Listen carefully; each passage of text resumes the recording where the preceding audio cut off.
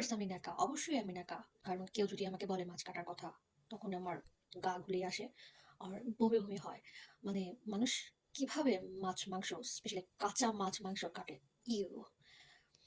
হুম।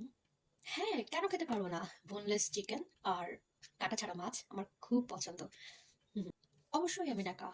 কারণ হচ্ছে আমাকে যদি কেউ বলে যে ঘর ঝাড়ু দাও বা ঘর মুছো, এটা আমাকে দিয়ে হবে না। কারণ ঘর ঝাড়ু দেওয়া, ঘর মোছার কথা যখন শুনি তখনই আমার গরম লাগে এবং আমার অনেক এক্সস্টেড ফিল হয়। সো ছোটবেলায় একবার আমার মা আমাকে দিয়ে ঘর ঝাড়ু দিয়েছিল, তো আমি 10 days আমি হসপিটালে অ্যাডমিটেড ছিলাম। হ্যাঁ, আমার হাজব্যান্ড 5টা মেইড রেখেছে আমার জন্য, সো আমার কোনো প্রবলেমই হয় না ঘর ঝাড়ু বা ঘর মোছা নিয়ে। তারপর হচ্ছে সে ওর হাজব্যান্ড ঘর ঝাড়ু ঘর মোছার কাজগুলো সামটাইমস করে থাকে যখন আমার মেইডরা অ্যাবসেন্ট থাকে। সো হ্যাঁ, পরিষ্কার ঘর তো আমার অনেক পছন্দ। নোংরা জিনিস আমি পছন্দ করি না। পরিষ্কার করতে আমার ভালো লাগে না।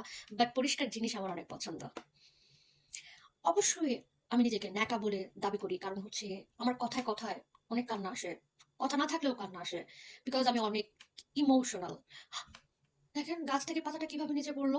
ও মাই গড! পাতাটা ব্যথা পাইছে না? আমার কিন্তু অনেক খারাপ লাগতেছে। পাতাটা কিভাবে পড়লো নিচে?